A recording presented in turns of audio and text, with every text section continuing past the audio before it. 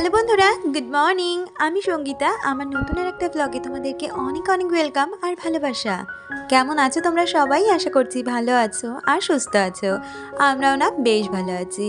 আর আজকের দিনটি হচ্ছে মঙ্গলবার। ঘড়িতে এখন যথারীতি বাজে ওই 7টা নাগাদ। তোমাদেরকে সাথে নিয়ে আজকের ব্লগটা এখান থেকেই শুরু করছি। আই হোপ ব্লগটা তোমাদের একটু হলেও ভালো লাগবে। কালই তো তোমাদের দেখালাম দুষ্টু কিন্তু চলে গেছে ওর দাদু বাড়ি। তো এখন বাড়িতে আমরা তিনজনই। আর যেহেতু দুষ্টুর স্কুল নেই বা ও বাড়িতে নেই বলে কিন্তু এখন আর সকালে আর উঠছি না। মানে ওর যদি স্কুল থাকে মোটামুটি আমাকে 5টা থেকে 5:30টার মধ্যে উঠে যেতে হয়। কিন্তু যেহেতু এখনও স্কুল নেই তাই আজকে একটু দেরি করে উঠেছি। ওই ধরো 6টা নাগাদ উঠে তারপরে বাসি কাজকর্মগুলো সারতে সারতে স্নান করে বেরিয়েই দেখি 7টা বেজে গেছে। তো ওই যে বলি না তোমাদের 7টা হচ্ছে এমন একটা টাইম যে দেখতে দেখতেই চলে আসে। আর 7টা থেকে 8টার মধ্যে আমাকে কিন্তু এই পুজো থেকে শুরু করে জামা কাপড় মেলা বা তোজোর টিফিন করা, তোজোকে রেডি করা, আর এখন তো তোজোর এক্সাম চলছে, ওকে পড়ানো, সমস্ত কিছুই কিন্তু এর মধ্যেই আমাকে করে নিতে হয়। তো যাই হোক, ওইদিকে জামা কাপড়গুলো মেলে দিয়েছি আর এইদিকে দেখো ঠাকুর ঘরে চলে এসেছি আর পুজোটাও সেরে নিচ্ছি। আর কি জানো তো, দুষ্টু যখন স্কুল থাকে হয়তো একটু তাড়াতাড়ি উঠতে হয়, কিন্তু আমার একটা ফেসিলিটি ছিল। আমি কিন্তু সকালবেলা 0.5 ঘন্টা হলেও নিজেকে টাইম দিতাম একটু। ওই আমি জুম্বা যেহেতু বাড়িতে করি তো ওই সেই ক্ষেত্রে ওই টাইমটা কাজে দিত। আর এই যে দুষ্টুর এখন স্কুল নেই বলে এখন আর ওই ল্যাদ খেতে খেতে উঠতে দেরি হয়ে যায়, আর তারপরেই উঠে যা সংসারের কাজ থাকে আর নিজেকে সময় দিতে পারছি না। আবার দুষ্টুর স্কুল শুরু হয়ে গেলে কিন্তু আমি যথারীতি আবার শরীরচর্চায় লেগে যাব। তো ইচ্ছে তো করে জানো তো যে 5:30 থেকে উঠে অন্তত 6টা অবধি 0.5 ঘন্টা মতন নিজেকে একটু সময় দিয়ে জুম্বাটা করি, কিন্তু হয়ে ওঠে না। ভাবি কি স্কুল তো নেই, আর একটুখানি শুয়ে যাই, আর একটুখানি শুয়ে যাই, এই করতে করতেই 6টা বেজে যায়। তো এই দুদিন ধরে আর হচ্ছে না। তো যাই হোক, ওইদিকে কথা বলতে বলতে তোমরা তো দেখতেই পেলে তোজোকে দিয়ে বাজারে ঢুকে গেছিলাম। তো বাজার থেকে মাছ আনা হয়েছে, আরও অনেক কিছুই সবজি আনা হয়েছে, সেটা তোমাদের সাথে পরে দেখাচ্ছি। আগে তো এই ঘরগুলোকে একটু গুছিয়ে নিই, কারণ আজকে সকালে তো ওই যে বললাম না, সময় থাকলেও সেই সময়টা তোজোকে পড়ানোতে দিয়েছি, তখন আর এই ঘরদোর গোছানো হয়নি। আসলে বাচ্চার পরীক্ষা থাকলে তখন মনে হয় আগে তাকে সময় দিই, ও বেরিয়ে যাওয়ার পরে এই কাজগুলো আমি কিন্তু ধীরে সুস্থ করে নিতে পারবো। তো এইরকমই হয়েছে ব্যাপার। ওকে দিয়ে এসে বাজার হাটও করে চলে এসেছি। ওইদিকে হাজব্যান্ড বলল তুমি ঘরদোর গোছাও, আমি প্রতিদিনের মতন যেরকম সবজিপত্র আছে সেগুলোকে কাটাকুটি করতে থাকি। তো ওইদিকে কাটা ধোয়াতে চলে গেছে, মানে ধোয়া না, অনলি ও কাটে আর আমি ধোয়াধুয়িটা করে নিই। তো যেটুখানি ও কেটে দেয় ওইটুখানি কিন্তু আমার কাছে অনেকটাই সেভ হয়। মানে কি বলতো, আমার তো সংসারে একাই সব কিছু কাজ করতে হয়, কিন্তু ও যে মানে রান্নাঘরের এই কাজগুলো করে দেয়, এতে আমি অনেকটা হেল্প হই। আর এখন যেহেতু শীতের ছোটোবেলা, তখন তো আরও সুবিধে হয় কেউ যদি একটু হেল্প করে। তো যাই হোক, ওইদিকে কিন্তু কম্বলগুলো ভাঁজ করে নিয়েছি, সাথে আজকে চাদরটাও একটু চেঞ্জ করে দেবো। তাই জন্য কম্বলটা নামিয়ে নিয়ে বালিশগুলোকেও এক সাইড করে নিয়ে এগুলো নামিয়ে চাদরটা চেঞ্জ করে দেবো।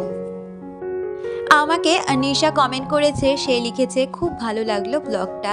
আর নাজিরাও লিখেছে খুব ভালো লাগলো দিভাই, থ্যাংক ইউ সো মাচ। তোমরা এইভাবে আমার চলার পথে সব সময় থেকো। আর তোমাদের অনেক রিকোয়েস্ট আছে, যেই রিকোয়েস্টিং ভিডিওগুলো আমি জমিয়ে রেখেছি। এরপরে কিন্তু তোজোর এক্সামটা শেষ হলে ধীরে ধীরে সমস্তটাই গুছিয়ে দেওয়ার চেষ্টা করব। কিন্তু প্রতিদিনের যে কাজগুলো থাকে সেগুলোই এখন ছেড়ে নিচ্ছি, আর সাথে একটু ভিডিও করে নিচ্ছি, যেটা কিনা তোমরা দেখতে ভীষণ পছন্দ করো আমার প্রতিদিনের কাজগুলো। তো এইদিকে দেখো বিছানার চাদরটা চেঞ্জ করে দিলাম। আর কি জানো তো, তোমাদের এর আগেও বলেছিলাম এই চাদরটা আমার না সুতির না, এই চাদরটা একটু মানে মিক্সড চাদর, ভয়েল বলতে পারো বা কী মেটেরিয়াল বলে আমি ঠিক একটা জানি না। তবে এই মেটেরিয়ালটা না বিছানায় এই শীতের সময় পাতলে খুব তাড়াতাড়ি গা গরম হয়ে যায়, কারণ সুতির চাদরে না গা গরম হতে অনেকটাই সময় নিয়ে নেয়, আর বিছানায় শুলে মনে হয় কি কে যেন বিছানায় জল ঢেলে দিয়ে গেছে। তো এরকম হয়েছে ব্যাপার। তবে এই চাদরগুলো আমি ভীষণ প্রেফার করি, বিশেষ করে শীতের সময়টা। তারপরে এগুলো আবার তুলে আলমারিতে ঢুকিয়ে দেবো। তো ওইদিকে দেখো বিছানার চাদরটা পেতে আমি কিন্তু বালিশগুলো সুন্দর করে জায়গায় রেখে দিলাম। আর এখন যেহেতু দুষ্টু নেই, তাই আমাদের এখন খাটে 2টো কোল বালিশই চলছে, মানে দুধারে 2টো বালিশ দিলেই হয়ে যায়। দুষ্টু থাকলে আমাদের 4 জনে একটু অসুবিধে হয় 2টো কোলবালিশ নিতে, তখন একটা কোলবালিশেই কিন্তু হয়ে যায়। আর কথা বলতে বলতে দেখো এই ঘরেও চলে এসেছি। প্রথমেই ওই খাটের ওপর 2টো বিস্কুটের কৌটো ছিল, যেটা কিনা চা খাওয়ার সময় ছিল, আর ওগুলো সরিয়ে যেতে পারিনি। তাই এখনই বিছানা গোছানোর সময় এই কাজগুলো সেরে নিচ্ছি। আমাকে অর্পিতা কমেন্ট করেছে, সে লিখেছে খুব ভালো লাগলো ভিডিওটা, তোজো শোনার জন্য অনেক অনেক ব্লেস আর best wishes for your exam. Thank you so much. তোমরা ওকে আশীর্বাদ করো ভালো করে তো যাতে এক্সাম দেয়, আর তার সাথে সে যেন একটা ভালো মনেরও মানুষ হয়। আসলে পড়াশোনাটা হয়তো আমাদের পুঁথিগত যোগ্যতা, সেটা তো এখনকার দিনে ভীষণ প্রয়োজন। তাছাড়াও কিন্তু একটা মানুষকে মানে একটা বাচ্চাকে বড় হতে তার পারিবারিক পরিবেশ থেকে শুরু করে তার চলাফেরা, তার সমাজটাও কিন্তু অনেকটাই নির্ভর করে। তো আমি তাকে সব দিক থেকে কিন্তু একটা ভালো মানুষ তৈরি করার চেষ্টা করি, কিন্তু তার সাথে তো পড়াশুনো অবশ্যই থাকবে। পড়াশুনো না থাকলে নলেজ কিন্তু কখনোই কোনো মানুষ মানে গ্রো করতে পারবে না। তো তার জন্য তোমাদেরকে অনেক অনেক ধন্যবাদ। তোমরা অনেকেই তোজোর পড়াশুনোর জন্য বা ওর এক্সামের জন্য অনেক বিশেষ জানিয়েছো, তাই তোজোর তরফ থেকে আমি তোমাদের বলছি অনেক অনেক ধন্যবাদ। আর আমাকে টুম্পা কমেন্ট করেছো, সে লিখেছো প্রথম কমেন্ট আর প্রথম লাইক দিয়ে চলে এলাম। থ্যাংক ইউ টুম্পা, এইভাবেই আমার পাশে থেকো। তোমরা আছো বলেই কিন্তু প্রতিদিনই এত সুন্দর সুন্দর ভিডিও বানানোর মোটিভেশন পাই। তাছাড়া তো সংসার রয়েছে, যার জন্য কিন্তু মাঝে মধ্যে একটু স্কিপও হয়ে যায় ভিডিও তোমাদের থেকে দেওয়া। আর কি জানো তো, আমি না একটা মানে চিন্তা করে রেখেছি, ডেলি তো তোমাদের সাথে ভিডিও করি, তবে সপ্তাহের একটা দিন করে এই ভিডিও থেকে অন্তত ছুটি নিতে চাই। কারণ সংসার থেকে তো আর ছুটি পাই না, তবে ভিডিও থেকে যদি একটু ছুটি পাই তাহলে হয়তো একটু সময় আমার কাছে থাকে, যেই সময়টা কিন্তু আমি মানে যেই এডিটিংয়ের কাজ বা ভয়েস ওভারের কাজটা থাকে সেই সময় একটু নিজেকেও সময় দিতে পারবো। তাছাড়া আমি তো সংসারের কাজের থেকেও নিজেকে অনেকটাই সময় দিয়ে থাকি, তো এটা নিয়ে কোনো কথাই হবে না। তো যাই হোক, কথা বলতে বলতে এদিকে সোফাটাকেও সুন্দরভাবে গুছিয়ে সোফা কভারটা টান টান করে কুশনটাকেও গুছিয়ে রেখে দিলাম। আর তারপরে এইদিকে দেখো বিছানাটাকে ঝেড়ে নিয়ে এবার কিন্তু সোজা চলে যাব রান্নাঘরে, কারণ রান্নাঘরে আজকে কিন্তু অনেক রকমের সবজি এসছে, তার সাথে 2 রকমের মাছও এসছে। তো তোমাদের সাথে শেয়ার করছি কি রান্না করব। তার আগে দেখো, এইটা মনে হচ্ছে কাজুলি মাছ, আমার ঠিক এখন মনে নেই, যদি একটু ভুল বলে থাকি আমাকে তোমরা ক্ষমা করো। আর তার সাথে আনা হয়েছিল রুই মাছ। আর এই মাছটা যেহেতু কুটতে একটু সময় লাগে, তাই ওইদিকে মাছটা কুটে নিয়ে তারপর দেখো মাছগুলো ধুয়ে এখন নুন হলুদ মাখিয়ে নিচ্ছি। আর এই যে ছোটো মাছ দিই না, চচ্চড়ি খেতে ভীষণ ভালো লাগে। আসলে এই ধরনের চচ্চড়ি খেতে আমার বাবা খুব ভালোবাসে। আগে যখন আমার বাবা এই বাড়িতে আসতো শীতের সময়, আমার শাশুড়ি মা আগে বলতো তোমার বাবার জন্য আগে একটু চচ্চড়ি করো, তোমার বাবা তো খেতে পছন্দ করে। তো সেরকমভাবে ওইদিকে মাছে নুন হলুদ মাখিয়ে রেখেছি। আর এই ছোটো মাছগুলো দিয়ে যেহেতু একটু আষ্টে গন্ধ বেরোয়, তার জন্য কিন্তু একটু লঙ্কার গুঁড়ো আর সর্ষের তেল দিয়ে মাখিয়ে রেখে দিয়েছি। আর এদিকে তারপরে কিন্তু আমি টিফিনটা করে নিচ্ছি। আজকে না টিফিনে একটু অন্য রকমের কিছু ট্রাই করলাম, একটু ডিম পরোটা করলাম। এখন দেখছি ডিম পরোটাটা খুব ভাইরাল হয়েছে আর খুব ট্রেন্ডি হয়েছে, তো ভাবলাম আমিও একটু ট্রাই করে নিই। তবে খেতে জানো তো সত্যিই দুর্দান্ত হয়েছিল।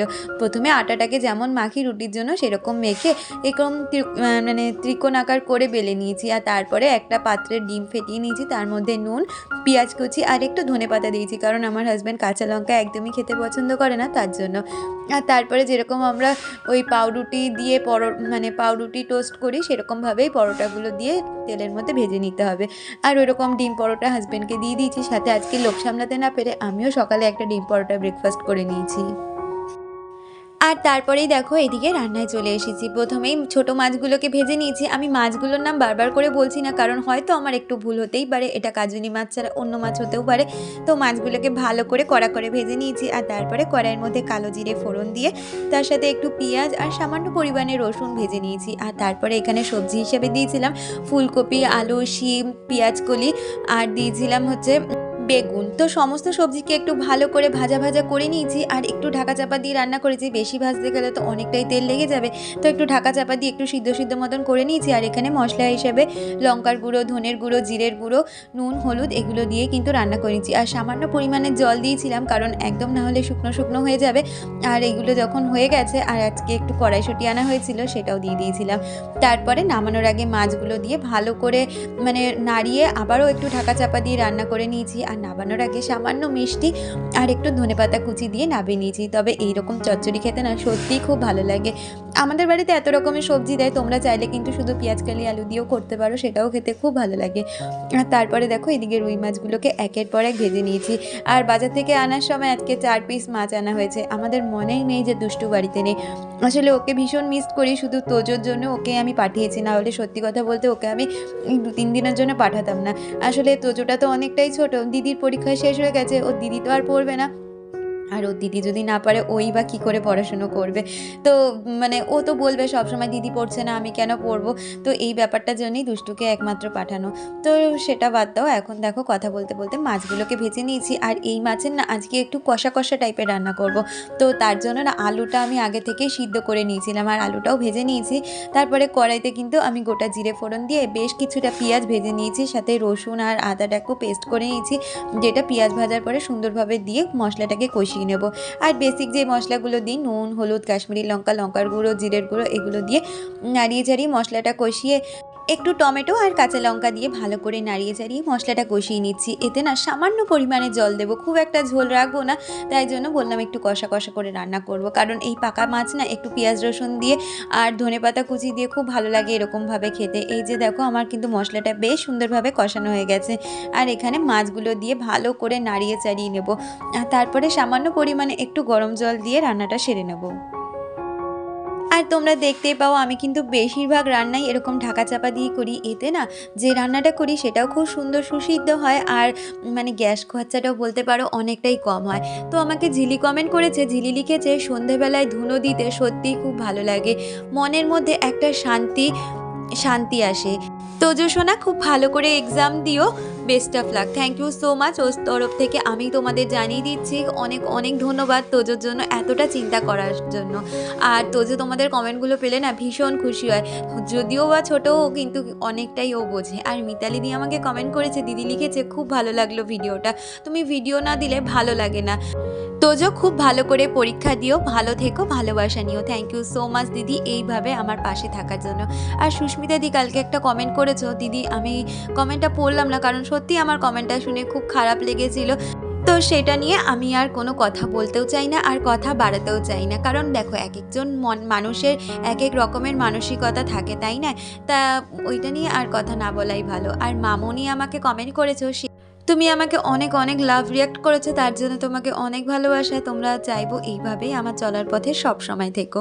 আর এদিকে কথা বলতে বলতে রান্নাঘরের কিন্তু সমস্ত কাজই প্রায় আমার হয়ে গেছে। আর এদিকে রান্নাঘরটা মুছে নিলেই কিন্তু রান্নাঘরের কাজ আমার শেষ। আর এই যে দেখছো কন্টিনিউ মোজা পরে রয়েছে। আসলে রান্নাঘরের এই সাইডটা না এতটা ঠান্ডা, আসলে আমাদের পিছনের দিকে না একটা বিল রয়েছে, তো বিলের হাওয়াটা দিলে খুব ঠান্ডা লাগে, যার জন্য। আর আমি তো একটু শীত কাতুরে, তোমরা তো ভালো মতনই জানো। আর এদিকে দেখো তোজোকে নিয়ে এসে লাঞ্চটাও সেরে নিয়েছিলাম। তাহলে বন্ধুরা আজকের ভিডিওটা এই পর্যন্ত রাখছি, দেখা হচ্ছে পরবর্তী ভিডিওর সাথে। ততক্ষণ তোমরা ভালো থেকো, সুস্থ থেকো।